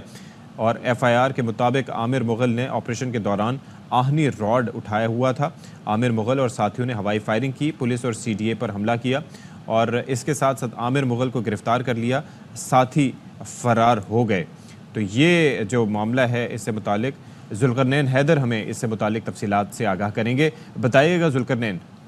जी बिल्कुल, आमिर मुग़ल को जो है गुज़श्ता रात ही गिरफ्तार किया था, और अब जो है थाना कराची कंपनी में उनके खिलाफ मुकदमा दर्ज किया है। मुकदमा इंसदाद दहशतगर्दी एक्ट के तहत दर्ज किया गया है, जिसमें बताया गया है कि आमिर मुग़ल ने ऑपरेशन के दौरान आनी राड उठाया हुआ था। आमिर मुग़ल और उनके साथियों ने हवाई फायरिंग भी की, पुलिस और CDA हमले पर हमलावर हुए हैं। ये बताया गया है कि उनके खिलाफ जो है मजिस्ट्रेट जो है वो मुद्दई बने हैं। मजिस्ट्रेट सज्जाद की मुद्दईयत में ही मुकदमा दर्ज किया गया है। ओके जी, ठीक है, बहुत शुक्रिया आपका ज़ुल्क़रनैन। अच्छा, ये जो हमारा शो है इसका मकसद ये भी होता है कि हम यहाँ पर पाकिस्तान का जो मुस्बत इमेज है, जो एक सॉफ्ट इमेज है, जो एक सॉफ्ट पावर है, उसको भी दुनिया भर में मुतारिफ़ कराएं, और ज़ाहिर है कि उसको हाईलाइट करें। और ख़ास तौर पर जो नौजवान अचीवमेंट्स किसी भी शोबे में कर रहे होते हैं, या पाकिस्तान का नाम एक मुस्बत अंदाज में दुनिया के सामने पेश कर रहे होते हैं, पाकिस्तान का नाम रोशन कर रहे होते हैं, और अपनी इंडिविजुअल कैपेसिटी में ऐसे काम कर रहे होते हैं जिससे दुनिया पाकिस्तान को फ़ख्र की निगाह से देखे, तो हमारी कोशिश होती है कि हम उस मुतालिक बात करें। तो ऐसे ही एक पाकिस्तानी नौजवान से हम आपको मिला रहे हैं, एक ऐसे तालिब इल्म से जो माशरे में मुस्बत तब्दीली और मसाइल उजागर करने के लिए आज से नहीं बल्कि गुज़िश्ता कई बरस से कोशां हैं और ख़िदमात अंजाम दे रहे हैं। लाहौर के अब्दुल राफ़े अफ़ज़ाल को इंटरनेशनल ऑर्गेनाइजेशन की जानिब से ये नामज़द कर लिया गया है अवार्ड के लिए, और अब्दुल राफ़े अफ़ज़ाल बुनियादी तौर पर लॉ स्टूडेंट हैं और साथ ही एक बेहतरीन राइटर भी हैं। वो वाहिद पाकिस्तानी तालिब इल्म राइटर हैं जिनके कॉलम तकरीबन 10 ममालिक में 3 ज़ुबानों में शाया हो रहे हैं। That is quite an achievement. अच्छा, और इन्हीं समाजी सरगर्मियों के एतराफ़ में उन्हें आलमी अवार्ड के लिए मुंतखब किया गया है, और ये आलमी इदारा ऑस्ट्रेलिया, भारत और इंडोनेशिया समेत मुख्तलिफ ममालिक से यंग सोशल वर्कर्स की हौसला अफजाई और पजीराई में किरदार अदा करता है। तो इस वक्त अब्दुल राफ़े अफ़ज़ाल हमारे साथ मौजूद हैं, उनसे ज़रा बात कर लेते हैं। Thank so much for joining us Abdul Rafay. ये वाकई बड़ा ये अचीवमेंट है, और इतनी यंग एज से, और आज से नहीं, मुझे पता चला है कि आप कई अरसे से ये काम कर रहे हैं। How did it all start? कैसे शुरू हुआ ये सफ़र? जी, पहले तो बहुत बहुत शुक्रिया आपको हमें शो पे इनवाइट करने के लिए। दूसरी बात ये है कि हमेशा से एक इंसान की होती है कि हमारी सोसाइटी हमें एक्चुअली सिखाती है कि हमें इंडिविजुअलिटी के ऊपर यकीन रखते हैं। हमें कहते हैं कि you have to do personal success के ऊपर आप काम करें, लेकिन हमें सोसाइटी एट लार्ज के लिए काम करने के लिए जो है वो ख़ास तौर पे नहीं सिखाया जाता। ये सिखाया जाता भी है तो उसे अडॉप्ट नहीं किया जाता। सो इस चीज़ को सोचते हुए मैंने फ़र्स्ट ऑफ़ ऑल मैंने ये चीज़ शुरू की कि मैं समझता था कि मेरा शौक़ था international relations and current affairs वगैरह जो ये डोमेन्स हैं। तो मैं समझता था कि जो इन्फॉर्मेशन मेरे पास है वो कहीं मेरे तक ही महदूद ना रह जाए, और इससे सोसाइटी को फ़ायदा होना चाहिए। सो आई स्टार्टेड राइटिंग सबसे पहले। उसके बाद जो है जहाँ तक इस अवार्ड की नॉमिनेशन की बात है, सो उसकी वजह one of the reasons was that कि I started helping students to get international scholarships वगैरह out of the countries as well. और उसके बाद मैंने अपना एक मैगज़ीन लॉन्च किया इंटरनेशनली, जो कि बेसिकली एक ऑर्गेनाइजेशन की तरह वर्कआउट करता है। उसके अंदर भी 12 से 14 ममालिक के लोग जो हैं वो अटैच्ड हैं। उसका मकसद भी यही है कि हम एडवोकेसी करें उन इश्यूज़ की, हम तमाम उन मसाइल को उजागर करें जो रवायती मीडिया पे या तो दिखाया नहीं जाता है या फिर जो चीज़ जो है रह जाती है या शोकेस नहीं हो पाती। राफे, लेकिन एक चीज़ ये है कि जिस तरह से आपने कहा कि हमारे माशरे में बिलाशुबा ये बात ये है कि पर्सनल सक्सेस पर ज़्यादा तवज्जो दी जाती है, नफ्सा नफ्सी का ज़्यादा दौर होता है और काफ़ी जो है वो सेल्फ सेंटर्ड, हमारी सेल्फिश ना सही लेकिन सेल्फ सेंटर्ड अप्रोच होती है। लेकिन जाहिर है कि there has to be a motivation. Who motivated you to do this? मतलब आपकी कोई तो इंस्पिरेशन होगी इससे मुताल्लिक, घर से थी या बाहर से आपने कोई इंस्पिरेशन ली? देखिए, बात यह है कि हर आपके पास हमेशा चॉइस होती है। जैसे कि फेलियर एंड सक्सेस की बात की जाए तो सक्सेस में भी 7 लेटर्स होते हैं एंड फेलियर में भी 7 लेटर्स होते हैं। यू नीड टू चूज़ कि आप क्या करना चाहते हैं। और जहाँ तक आपकी बात है कि सेल्फ सेंटर्ड सोसाइटी तो है, लेकिन हमारे स्कूल्स में, हमारे घरों में हमें ये तालीम और तरबियत ज़रूर दी जाती है कि जो है आपने सोसाइटी की मदद करनी। ख़ास तौर पे स्कूल्स में आपके टीचर्स वगैरह बचपन से लेकर के आप लोगों का भला करें, भाईचारा सिखाया जाता है। लगवा रहे होते हैं भाई वो तो जी बिल्कुल ऐसी है वो। लेकिन ये है कि क्या आप बच्चा उस चीज़ को अडॉप्ट करता है, इट्स ऑलवेज योर चॉइस, आप उसे अडॉप्ट करते हैं कि नहीं करते। लेकिन ये है कि अगर वो कहते हैं कि सोसाइटी सारी एक तरह है तो वो उसको भी वैसे नहीं कहना चाहिए। आई गेस हर माशरे में आप अपने तौर पे काम करें। और ख़ास तौर पे ये पैगाम उन लोगों को भी है जो लोग कहते हैं कि एक बंदे से क्या होता है या कुछ चंद लोगों से क्या होता है। आप स्टार्ट करें अपने तौर पे, आपसे ज़्यादा नहीं, कुछ लोग इम्पैक्ट करेंगे, वो आगे इम्पैक्ट करेंगे तो वो चीज़ मल्टीप्लाई होती जाती है। तो व्हेन इट मल्टीप्लाइज, कुछ अरसे बाद नहीं तो एक अरसे बाद ज़रूर कोई ना कोई इम्पैक्ट सोसाइटी के ऊपर ज़रूर पड़ना शुरू। अच्छा अब्दुल राफे, बस आखिर में हमें ये जो अवार्ड है, जाहिर है कि वी आर ऑनर्ड, हमें भी बड़ी खुशी महसूस हो रही है, इसके बारे में ज़रा बताइएगा।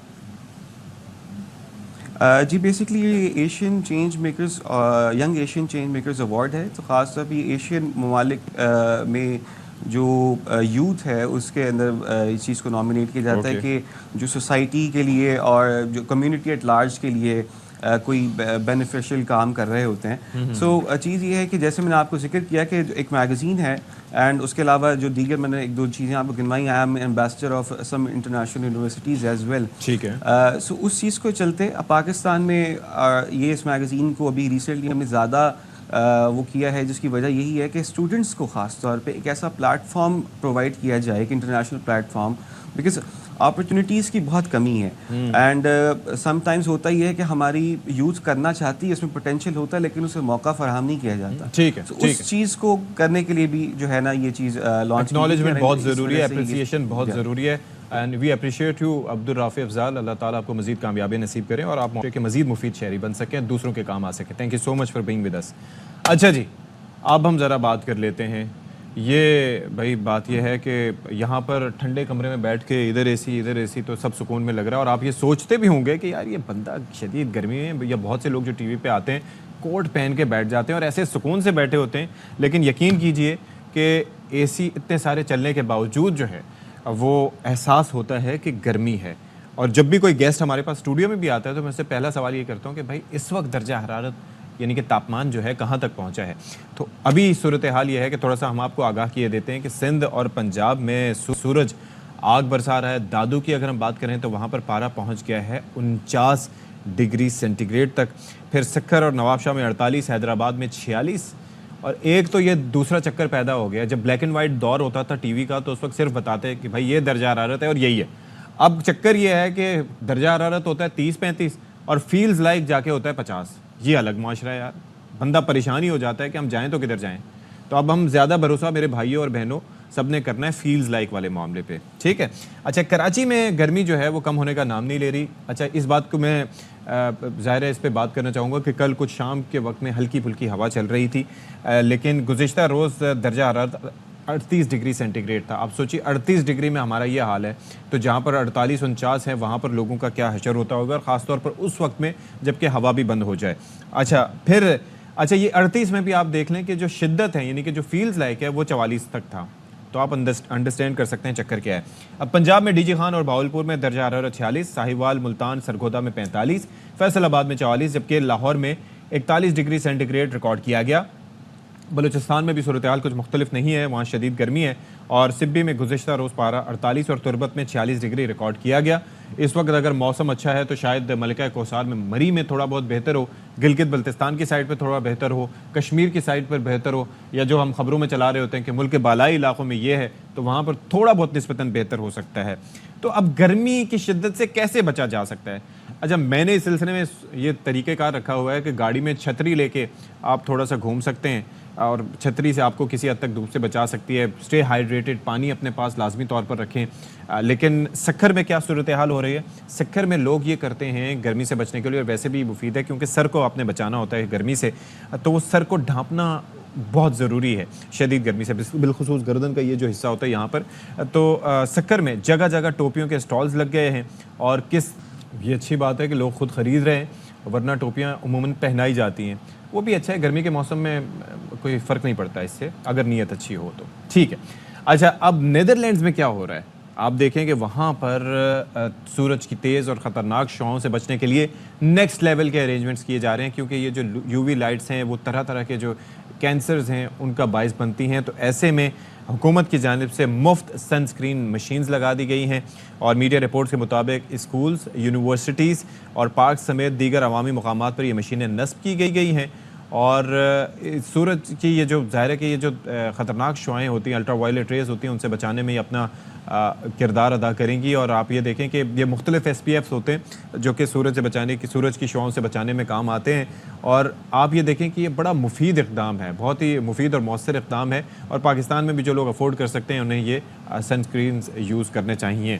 तो अब ज़रा हम कराची की सूरत हाल पर बात कर लेते हैं। और ज़ाहिर है कि कराची के शहरी बहुत ज़्यादा परेशान होते हैं, अमन अमान की सूरत हाल को लेकर काफ़ी कंसर्न्ड होते हैं, क्योंकि ज़ाहिर है जब आप बाहर निकलें और आप अपने आप को महफूज तसव्वुर ना करें तो वो एक अलार्मिंग सी सूरत हाल होती है। अच्छा, इस पर वज़ीर इत्तलात सिंध शर्जील इनाम मेमन साहब का ये बयान सामने आया है। उन्हें ये रिपोर्ट किया गया है कि कराची में स्ट्रीट क्राइम्स कम हो रहे हैं, और साथ ही साथ वो ये कहते हैं कि निगरां दौरे हुकूमत में जराइम की शरह बढ़ी जो अब 50% कम हो चुकी है। और फिर वो ये भी कहते हैं कि ये एक साजिश के तहत किए गए। ज़ाहिर है कि कराची को अमन को ख़राब करना एक साजिश ही हो सकता है, और इस साजिश में बहुत से लोग, बहुत से ज़ाहिर है कि दाखिली और ख़ारजी अवामिल जो हैं वो इसमें शामिल हो सकते हैं। बहरहाल शर्जील इनाम मेमन साहब का क्या कहना था, पहले आपको ज़रा वो दिखा देते हैं और सुनवा देते हैं। काफ़ी अरसे से पॉलिटिकल मकासद के लिए टारगेट किया गया। ये भूल जाते हैं कि स्ट्रीट क्राइम की, उसको भी अगर आप गौर से देखें कि केयर टेकर में ये सर्ज बढ़ी, और जैसे गवर्नमेंट आई, दोबारा पीपल्स पार्टी ने गवर्नमेंट फॉर्म की, तो वो पीक चलता रहा। ज़रा केयर टेकर का एक होता है, पीक चलता रहा। लेकिन आज अगर आप देख लें, पिछले एक महीने से अगर मवाजना करेंगे तो स्ट्रीट क्राइम 50% से ज़्यादा नीचे डिक्लाइन आया है। ओके जी, तो नज़ीर शाह हमें ज्वाइन कर रहे हैं, उनसे ज़रा पहले जान लेते हैं कि वाक़तन क्या हुआ है। नज़ीर शाह, 3 महीने हो गए मौजूदा हुकूमत को आए हुए। वाक़तन शर्जील साहब का जो दावा है वो ये कहते हैं कि कम हुई है शरह, गुज़िश्ता 1 महीने का वो हवाला दे रहे हैं, क्योंकि आते साथ तो हुकूमती मशीनरी काम करना शुरू नहीं कर देती। तो जो स्टैटिस्टिक्स हैं वो क्या बताते हैं हमें? बिल्कुल, देखें जो स्टैटिक्स हैं वो जो चीज़ बताते हैं, शर्जील मेमन की जानिब से जो बयान दिया गया है, दरअसल शर्जील मेमन एक घाघ सियासतदान है और अच्छी तरीके से वो अपनी बात आगे पहुंचाना जानते हैं। लेकिन उसके बरक्स मैं आपको ये बताता चलूं कि 50% तक स्ट्रीट क्राइम में कमी वाक़या नहीं हुई है, बल्कि क्राइम का जो डेटा है मैं आपको जब शेयर करूंगा तो फिर आपको अंदाज़ा होगा कि असल में किस चीज़ में कमी वाक़या हुई है और हकीकत क्या है। अच्छा। इस वक्त जो सबसे ज़्यादा जो कमी आई है वो मोटरसाइकिल लिफ्टिंग और स्नैचिंग में कमी वाक़या हुई है, जिसकी वजह यह है कि IG सिंध के अहकामात पर जो कबाड़ियों के ख़िलाफ़ जो ऑपरेशन किया जा रहा है, तो उसकी वजह से बहुत तेज़ी से वो ग्राफ गिरा है जो रिपोर्ट होता था।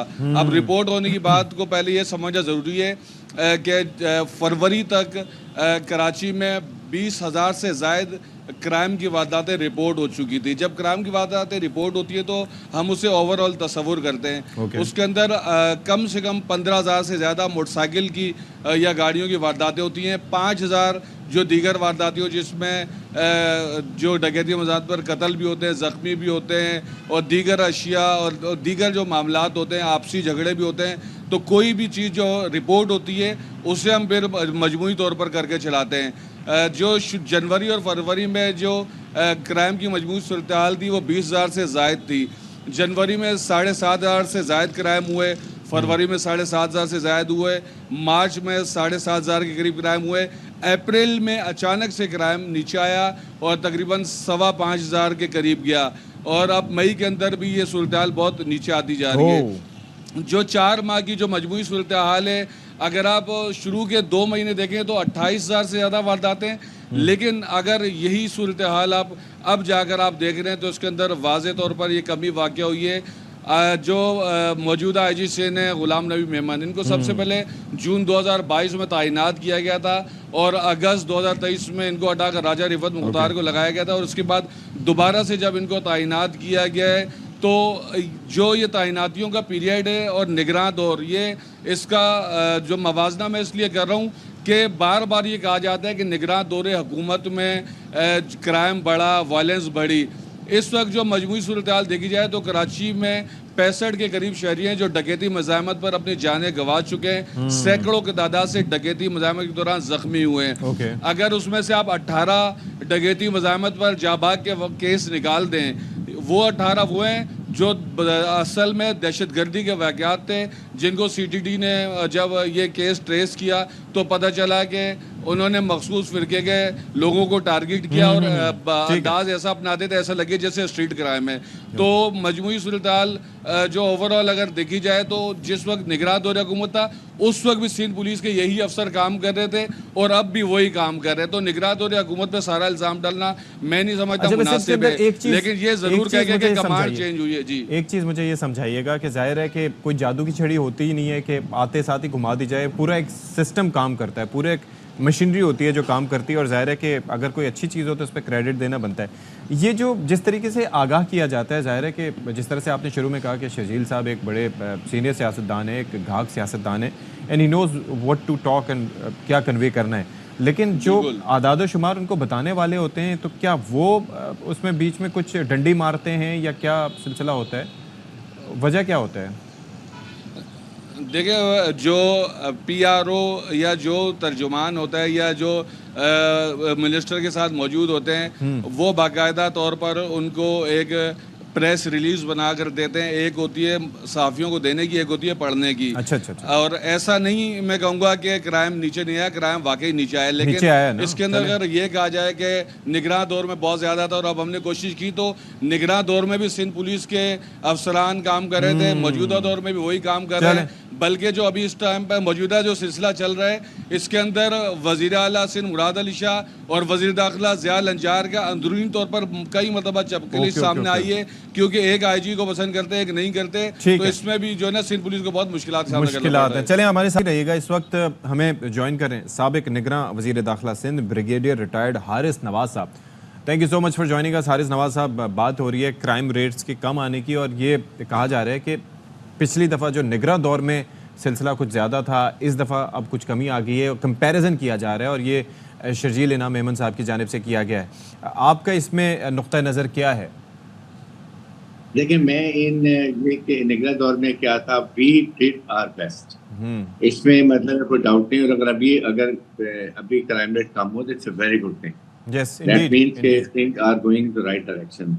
हमने अपने दौर में जाहिर है कि हमने SHO, SSP, DSP बिल्कुल मेरिट पे पोस्ट किए थे और साथ हमने इन्वेस्टिगेशन ऑफिसर्स को बड़ा अच्छे लगाए थे, उनको कंडीशन रखी थी, उनको इंसेंटिव दिया था कि अगर कोई जिनके केस उनको सजा होगी उनको इंसेंटिव भी दिया जाएगा।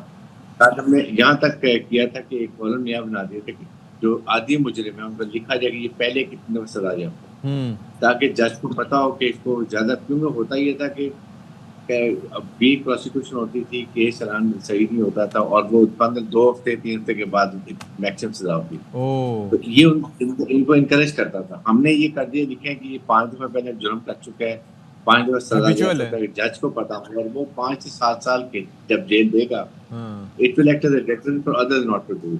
और साथ ही साथ फिर टेन्योर जो है ना SHO का और DSP का, देखें इशू ये है, आप किसी पुलिस स्टेशन में सटी जाओ, आप देखोगे 1, 2, 3 महीने ज़्यादा SHO उस एरिया में नहीं रहते, तो बाय द टाइम 4-5 महीने में उसको समझ आती है अपने एरिया की, कोई before that it fit out. तो अब आई एम श्योर कि अगर ये सिस्टम करते हैं इससे और फर्क पड़ेगा। अच्छा, वैसे Haris Nawaz sahab, I appreciate this कि you are quite positive about, because हमें ये लगता है कि ओवरनाइट चेंज आ जाता है। हालांकि एक सिस्टम है और ख़ासतौर पर गवर्नमेंट्स में सिस्टम काम करते हैं, यानी कि चीज़ें चलती हैं और उसको तसलसल में आने में टाइम लगता है। यानी कि आपके दौर में होने वाले इक़दाम हो सकते हैं आगे जाके उनका फ्रूट आ रहा हो, और इसी पॉजिटिव या नेगेटिव कुछ भी, तो ये बड़ा हमें अंडरस्टैंड करने की ज़रूरत है। डोंट यू थिंक सो?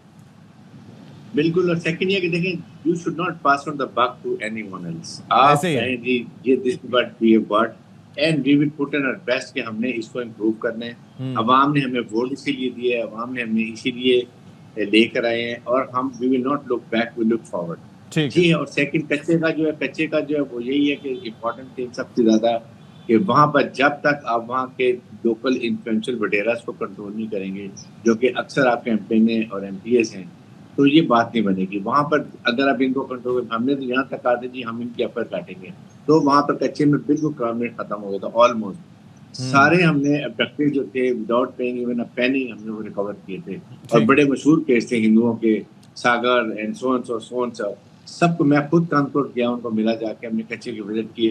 तो मेरे ख्याल में ये चीजें वहाँ पर अरबों की क्रॉप्स होती हैं, गंदम की और चावल की। वो अगर हम इनको वहाँ कंट्रोल कर लें तो ये सारे इशू हो गए, but it's a political decision. लेकिन इट्स आई विल अप्रिशिएट अगर आप रेट कम हो गए, it's a good thing, it's for the people of Sindh, और आई एम श्योर कि I please the good, I don't trust him. ठीक है, thank you so much Haris Nawaz sahab और नज़ीर आप हमारे साथ मौजूद रहे। और बात यह है कि पॉजिटिवली चीज़ों को लेके चलने की ज़रूरत है। क्राइम रेट नीचे आए, आई एम श्योर कि आगे भी जो है वो इस हवाले से मज़ीद काम करती रहे और सारा सिस्टम मिल के काम करे ताकि लोग अपने आप को महफूज तस्वुर कर सकें। एक ब्रेक लेते हैं जी, ब्रेक के बाद आएंगे। Stay with us.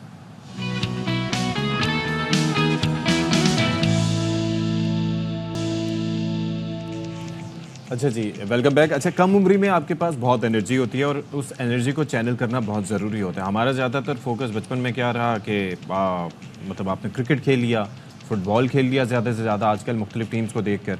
और मैंने तो एक दफ़ा कराटे भी सीखने की कोशिश की थी, ताइक्वांडो, लेकिन उसके बाद फिर वो सिलसिला आगे बढ़ नहीं सका।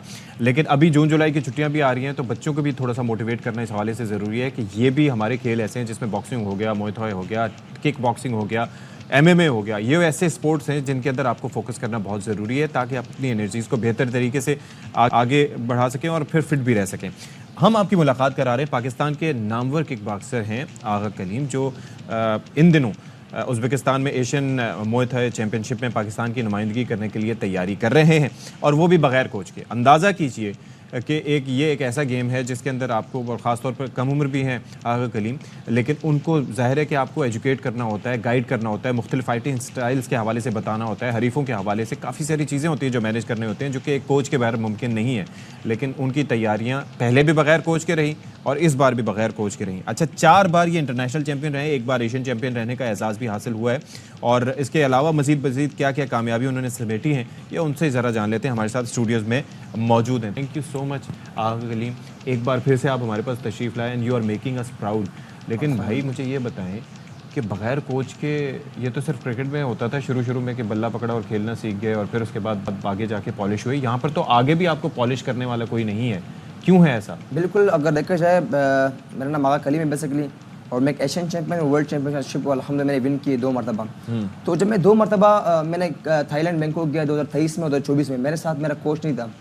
अब हर बंदे के पास अपना एक 4-5 कोच थे। एक होते हैं डाइट का प्लेयर, डाइट ट्रेनर अलग था, न्यूट्रिशनिस्ट अलग होता है, उसके अलावा जिनके रनिंग कोच अलग था, वो ट्रेनर सब अलग अलग कोच थे। तो मेरे पास जब उनको मैंने कहा सर आप मेरी कोचिंग करें, इनको मैं रिक्वेस्ट की, बोला आपके कोच किधर है? मैंने कहा मेरे साथ मेरे कोच नहीं है। बोला आपके साथ कोच नहीं आए? मैंने कहा नहीं आए। बोला क्या वजूहत? मैंने कहा फर्स्ट हमारे पास स्पॉन्सरशिप नहीं थी। बोला भाई कितना खर्चा हुआ? मैंने कहा मुझ पर तो $5 भी नहीं हुआ है। बोला हमारे हर एक बच्चे पर $10,000 खर्चा हुआ है, और हम पर भी जो ना $20,000 खर्चा हुआ हमारे एक जो ना एक कोच पे। तो जिसके बिना पर हम आए, और आप यकीन कर सर उनकी टीम से मैं बमुश्किल 20 का वो पूरे दस्ता था, उनमें से 5-6 लोगों ने गोल्ड मेडल विन किया। मैं अल्हम्दुलिल्लाह पाकिस्तान से एक मैं, एक निसार अहमद था, हम 2 लड़के थे। अल्हम्दुलिल्लाह हम दोनों ने गोल्ड मेडल विन किया, विदाउट फैसिलिटीज के, विदाउट ट्रेनिंग कैंप के, विदाउट प्रोटीन की चीज़ों के। अल्हम्दुलिल्लाह हमने करके दिखाया। तो जहाँ पर 40 ममालिक आए हुए थे, team UK, team Australia, team New Zealand सबकी बड़ी बड़ी दस्ते थे। जब आप देखें ना वीडियो में, एक आगा कलीम अकेला खड़ा हुआ है, पाकिस्तान का पर्सन लहरा रहे हैं, मगर मेरे जो हौसले थे अल्हम्दुलिल्लाह बुलंद थे। अच्छा कलीम, एक और चक्कर भी है हमारे यहाँ, चीज़ों को देखने के दो जाविये होते हैं। अब जैसे गिलास है ना, कुछ लोग कहेंगे आधा भरा हुआ है, कुछ कहेंगे आधा खाली है, ठीक है। चक्कर सारा पता है क्या है, इसमें होना ये चाहिए कि लोग ये कहें कि यार ये नौजवान इतने काम कर रहा है, इसको सिखाएं, इसको ट्रेनिंग दें, इसके ऊपर भी 10-20 हज़ार 30 हज़ार डॉलर खर्च करें, इसकी जो सैंक्शनी फ़ी है वो देने की कोशिश करें, स्पॉन्सर्स को दें। कुछ लोग होंगे जो ये कहेंगे बगैर कुछ किए भी तो जीत रहा है ना गोल्ड मेडल, क्या ज़रूरत है हमें खर्चा करने की। ऐसे ही बिल्कुल ये मेंटालिटी है ना, ऐसे ही वो लोग ऐसे करते हैं यार। आप उनको पता नहीं कि इसने मेहनत कितनी की, स्ट्रगल कितनी की है इनकी। देखो एक तो हमारा निकलता है पसीना, पसीने के साथ हमारा खून भी निकलता है, ठीक है। उसको हम अपना बोलते हैं मेकअप, उसको बोलते हैं हमारा मेकअप है। जब हमें लगती नहीं है तो हमें सुकून भी नहीं मिलता है, ठीक है। अब हमने इतनी हार्ड वर्क की है, मेरा हाथ फ्रैक्चर है, मेरी टांग फ्रैक्चर है। अब थाईलैंड में जो है मेरा पूरा टांग जो है दोबारा लग गया था, ठीक है। हमारी मेरे से ब्लड आई, मगर लोग ये दिन देखे यार उससे ब्लड आया, ऐसे लोग यहाँ बच्चे कर रहे, लगा हुआ मेहनत कर रहे हैं। जब हम किसी अपील करते हैं कि आप सपोर्ट करें, स्पॉन्सर करें, क्या बोलते हैं, बोले यार क्या मांगने पहुंच जाते हैं यार। इस तरह के लोग सवाल तंज करते हैं, यकीन करें फिर दिल भी नहीं करे किसी को बोलने के आप सपोर्ट करें, प्रमोट करें। अब आप यकीन करें जो मेरी वो है फेडरेशन है, मतलब जो पाकिस्तान स्पोर्ट बोर्ड ने जो मैंने उसको दर्जा दिया वो मैंने ओवरसीज पाकिस्तानी को दिया है, क्योंकि वो सपोर्ट करते हैं। वही मेरी। अच्छा अब ये जो अपना नेक्स्ट इवेंट है इसके बारे में जरा हमें बता दीजिए। नेक्स्ट इवेंट मेरा आ रहा है वो है मोई थाई का है। मोई थाई एशियन चैंपियनशिप, पता है मोई थाई में एल्बो भी अलाउ होते हैं, उसमें नी भी होते हैं, सब कुछ होती है। मगर ये डेंजरस गेम है, बहुत डेंजरस गेम है, ठीक है। अब इसके लिए हमारे पास तैयारी के लिए हमारे पास अपॉर्चुनिटीज नहीं है कि हम जाएं थाईलैंड जाएं, वहाँ पर जो ना हम सीखे 4-5 महीना कैंप करें। अगर ऐसी जो है एनजीओज हो, ऐसी जो है ना कंपनीज हो, ताकि वो हमें सपोर्ट करे हमारी ट्रेनिंग कैंप के लिए, हम पर बिलीव करे, भरोसा करे। सर अब एक वक्त ऐसा चल रहा है कि हम लोग मेहनत कर रहे हैं, एक वक्त ऐसा भी आना है सर, पानी जो है ना वो आखिर अपना रास्ता निकाल लेती है। तो मैं यही कहता हूँ आप हमें सपोर्ट करें, हम पर इन्वेस्ट करें, इंशाल्लाह वक्त ऐसा आएगा कि हम आपका फख्र बनेंगे इंशाल्लाह। जैसे मुझे मौके मिले, मुझे 4 मौके मिले इंटरनेशनल के, अल्हम्दुलिल्लाह मैंने अपना 100% दिया, मैंने गोल्ड लेकर आया। मैं हर जहाँ पर बैठता हूँ मैं उससे कहता हूँ सर आप सपोर्ट करें, मेडल लाना मेरा काम है। सर मैंने अभी जो है ना 8 kg वेट कम किया थाईलैंड में, ठीक है। 8 kg में आप समझ लो कि मैंने कितने दिन गुजारे, 12 दिन गुजारे। अब 12 दिन मैंने सिर्फ 2 दिन खाना खाया और 10 दिन मैंने खाना नहीं खाया, ठीक है। सिर्फ चिकन मैंने गुजारा किया है, वो जो है इसके अलावा फिश हो गई, इसमें मैंने गुजारा किया। जो मुझ पर गुजरी मैं जानता हूँ किस तरह मेहनत होती है, किस तरह स्ट्रगल होती है। लोग ये नहीं देखते कि यार इसने मेहनत कितने की है, स्ट्रगल कितने की, बस लेते क्या रहा चला गया, जीत के आ गया, खामोश 2-3 हाइट बते खामोश होते हैं। मैं ये कहता हूँ हमारी पाकिस्तान स्पोर्ट बोर्ड हो गई जो है ना हमारी, अब जब मेरा ताल्लुक बेसिकली कोयटा से, ठीक है, पशीन किले का बलाद से, ठीक है। अब ना मैं बलूचिस्तान का रहा हूँ ना मैं सिंध का रहा हूँ, मैं बीच में लटक गया। अब वन लास्ट थिंग, ये जो बच्चे हैं जिनसे मुतालिक हम चाहते हैं कि ये छुट्टियों में अपने आप को थोड़ा सा इस साइड पे भी लेके आएं, जाहिर है कि एनर्जीज को चैनल करना बहुत जरूरी है, उनको थोड़ा सा आप गाइड कर सकते हैं, वो आपको देख के वो भी मुल्क का नाम। समर इनकी वेकेशन है, छुट्टी है, ठीक है। इनमें चाहे जो मेरे इलाके के मेरे पास आए, जो कहीं और जाए, हर बंदे के पास जाए। मैंने भी अपना क्लब खोला, ठीक है, जिसमें मैं बच्चों को सिखाता हूँ सेल्फ डिफेंस के लिए बहुत जरूरी है ये चीजें, ताकि वो सीखे अपनी सेल्फ डिफेंस के लिए और अपनी एक्टिविटीज के लिए। अब सर हर बंदे के हाथ में मोबाइल है, ठीक है, मोबाइल में लोग बस घुसे रहते हैं, उसमें कार्टून्स, गेम्स और ये चीजें देखते रहते हैं। इसके अलावा फिजिकल एक्टिविटीज बहुत जरूरी है। जब तक आप फिजिकल एक्टिविटीज नहीं करेंगे आप एक्टिव नहीं रहेंगे, ठीक है। तो जब आप करेंगे इसमें आप बहुत एक्टिव रहेंगे, ये चीजें बहुत जरूरी है। चलिए जी Agha Kaleem, thank you so much for coming here, और अल्लाह ताला आपको मजीद कामयाबियाँ दे और आपको स्पॉन्सर्स भी दे ताकि आप पाकिस्तान का नाम इसी तरीके से रोशन करें और मजीद भी तरक्की दें। Thank you so much for coming in the Studios. अच्छा अब ज़रा यहाँ पर खबर के सिलसिले को आगे बढ़ाते हैं। एक खबर है इंटरेस्टिंग, पाकिस्तान और IMF के दरमियान जो मुज़ाकरात हैं अब वो ख़त्म हो चुके हैं और IMF के मिशन चीफ ने मुज़ाकरात पर बयान में कहा है कि पाकिस्तान की मईशत की बेहतरी के लिए तवील मुज़ाकरात किए, मजीद क्या डिस्कशन रहा। शुएब निज़ामी हमें ज्वाइन कर रहे हैं, वो हमें तफसीलात देंगे इससे मुतालिक, बताइएगा जी। जी मिशन चीफ ने ये कहा कि 10 दिन के अंदर पाकिस्तान की मईशत के लिए तवील बातचीत हुई, जिसमें आमदन बढ़ाने के ऊपर जो है बातचीत हुई, टैक्स की जो है मुनसिफाना वसूली के ऊपर बातचीत हुई, तवानाई की इस्लाहात में कहा ज़रूरी है और इसकी लागत कम करना बहुत ज़रूरी है, महंगाई को कंट्रोल करने के लिए मॉनेटरी पॉलिसी को इस्तेमाल किया जाए, ये भी कहा गया है। साथ ही ये भी कहा गया है कि एक्सचेंज रेट जो है वो आज़ादाना रखा जाए, ओपन मार्केट के मुताबिक सरकारी कॉर्पोरेशन की कारकर्दगी बेहतर बनाई जाए, इनकी निष्कारी की जाए और मुझे ये उम्मीद जाहिर की कि पाकिस्तान के साथ पॉलिसी मुज़ाकरात जारी रहेंगे। जी ओके जी, थैंक यू सो मच जी, आपने हमें तफसीलात दी शुएब निज़ामी, बहुत शुक्रिया आपका। अच्छा जी, अब हम आपकी मुलाकात करवाने जा रहे हैं एक बाहिम्मत साइकिल सवार साइकिलिस्ट मोहम्मद अली से, जिन्होंने गाड़ी, ट्रक या हैवी बाइक पर नहीं बल्कि साइकिल पर 13 मुल्कों का सफ़र किया है, जिसके दौरान 11 साइकिलें इस्तेमाल की और मज़ीद 5 मुल्कों के सफ़र पर जाने की तैयारी भी कर रहे हैं। और हमारे जो मेहमान हैं मोहम्मद अली, उन्होंने 13 मुल्कों के सफ़र के लिए 84,000 किलोमीटर फासला तय किया है। मोहम्मद अली ने अब तक जिन 13 मुल्कों का सफ़र किया वहाँ पाकिस्तान का सब्ज़ परचम अपने साथ रखा और लोगों ने भी उनकी बहुत हौसला अफजाई की और उन्होंने अपने हर सफ़र में मोहब्बत और अमन का पैगाम दिया है। तो ये वाकई एक बड़ा खूबसूरत जेस्चर है और आप सोचिए कि 84,000 किलोमीटर ये आसान काम नहीं है। तो हमारे साथ स्टूडियोज़ में इस वक्त हमें ज्वाइन कर चुके हैं अब Mohammad Ali. Thank you so much for joining us Mohammad Ali. और आप ये देखें माशाल्लाह इतने तमगे, इतने मेडल्स, कमाल है जी, कमाल। 84,000 किलोमीटर, मुझे तो 1,000 सुन के जो है वो तरह निकल जाता है। ये कैसे किया आपने? वालेकुम सलाम, मैं बहुत शुक्रगुजार हूँ ARI न्यूज़ का जिसने मुझे इज़्ज़त बख्शी। मेरी पैदाइश सऊदी अरब में, मैं उधर रहता हूँ सऊदी अरब में। ओके। तो 23 साल हो गए मुझे इस सिलसिले पे। सबसे पहले मेरा शौक़ था 1983 का साइकिल पे, जब मैं छोटा था। 2001 में मेरा जुनून हो गया साइकिल पर। तो फिर मैंने अमन पैगाम उधर पाकिस्तान के नाम से निकाला था। 4 माह 16 दिन का सफ़र था, पहला सफ़र था मेरा। 9,000 किलोमीटर उसमें मैंने साइकिल चलाई थी। दहशतगर्द के ख़िलाफ़ एक रिसाला था, अमन चाहिए, दहशतगर्द नहीं चाहिए, दुनिया का एक पैगाम लेके मैं चला था, अमन पैगाम।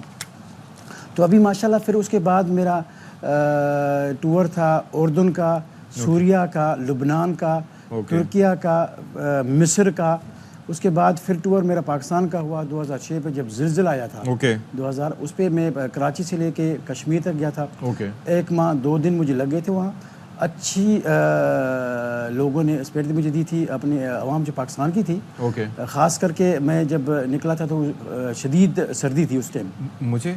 मुझे ये बताएं कि ये जैसे आप सफ़र करते हैं, अभी आपने जैसे ये फासले वगैरह तय किए हैं, साइकिलें भी इसके अंदर चेंज करते रहते हैं, उसकी क्या वजह होती है? और फिर साथ खाने पीने का आइटम्स, ये सारी चीज़ें ये रास्ते में ही लेके चलते हैं या किस तरीके से वो मैनेज करते हैं? सबसे पहले तो मैं 11 साइकिल इस्तेमाल कर चुका हूँ अभी तक। 11 साइकिल? जी सर। सबसे पहले साइकिल जो मैंने ली थी वो मुझे मिली थी 270 रियाल की थी सऊदी। अभी जो मेरे पास साइकिल तकरीबन कोई 8-9 लाख की है। ओहो जी सर। फ़र्क क्या है उसमें? वो अमेरिकन है और उसका वज़न जो है तकरीबन कोई 5 किलो भी नहीं है। Oh very light. 4.5 किलो उसका वज़न है। और जो पहले वाली थी उसका वज़न था 14 किलो। तो बहुत फ़र्क है उसमें। एफर्ट बहुत लगता होगा, है ना? बहुत तकलीफ थी, बड़ी तकलीफ थी, काफ़ी तकलीफ थी। अभी जो मुझे मिली है उसमें घेरे हैं, पेंडल पे भी और टायर में भी, उसमें तकरीबन 11 घेरे हैं उसमें। तो अल्हम्दुलिल्लाह अभी सही है। लेकिन सफ़र में तो तकलीफ़ तो होती है ना, काफ़ी तकलीफ़ें होती हैं। मैं कभी रात को सफ़र करता हूँ, कभी दिन को सफ़र करता हूँ। 84,000 तक अभी मेरी साइकिल चल चुकी है। जो मैंने लिखे हैं, जो नहीं लिखी मेरे ख्याल तकरीबन कोई 12-13 हज़ार किलोमीटर वो मैंने नहीं लिखी, क्योंकि वो शहर के अंदर थी। हर शहर में, हर मुल्क में शहर जो अंदर थी वो मैं नहीं लिखता था।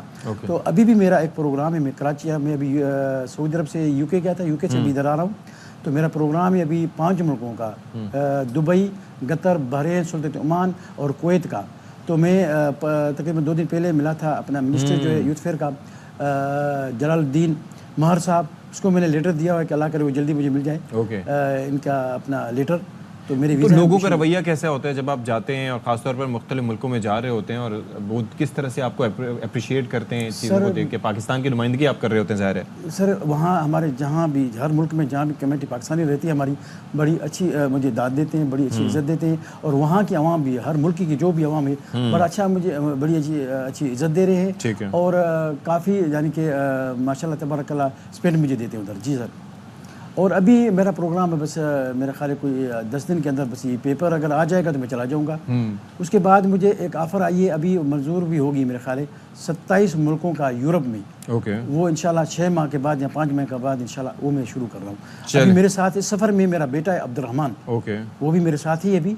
तो इंशाल्लाह ये पेपर जब चलें ठीक है। Thank you so much Mohammad Ali sahab, आप तशरीफ़ लाए।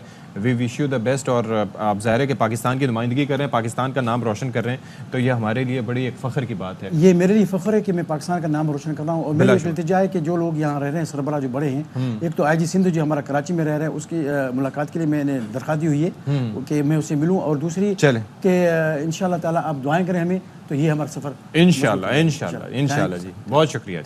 अच्छा जी, अब ज़रा हम आपको हम बोझल दिल के साथ आपसे इजाज़त चाहेंगे और यहाँ से दौड़ लगाएंगे, ठीक है?